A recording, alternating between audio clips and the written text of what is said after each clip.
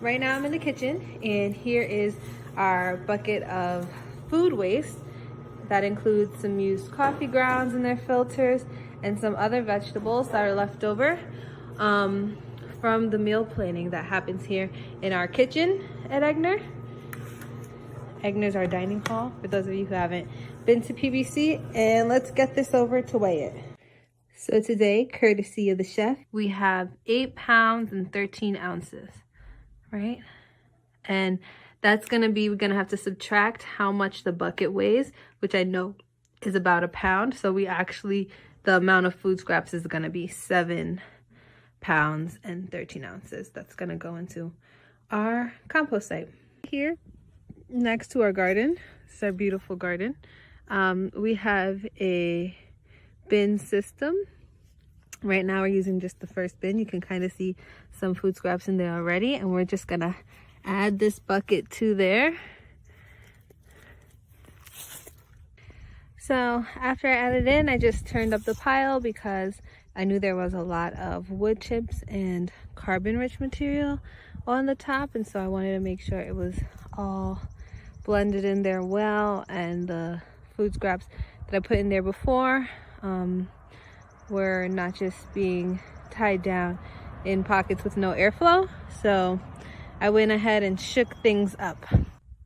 So I've mentioned that composting has two parts. There's their nitrogen-rich material, which are your food scraps, and then there's your carbon-rich material, which are your wood chips or your leaves or your mulch or whatever you want to use as your carbon-rich material. It's the dry material that adds carbon back into this equation. And to make a really good compost recipe and a habitat where decomposer organisms like your worms and your spiders and your flies and ants and bugs really like to live and eat and decompose this area, you need both.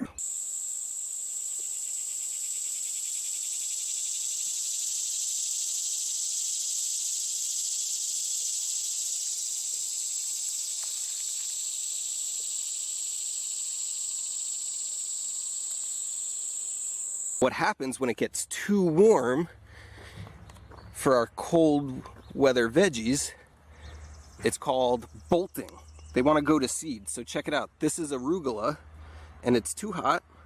So Mother Nature's telling this arugula and this arugula it's time to flower and make some seeds to make some new arugula plants. So I did companion planting to try to provide some shade for our lettuce, so hopefully our lettuce doesn't bolt. But arugula and spinach are kind of the first to bolt and go to seed once it gets too warm.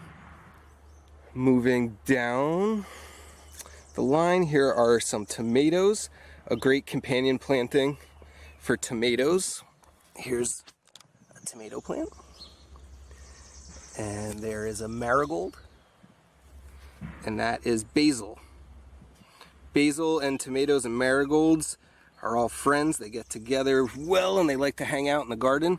Marigolds in particular put off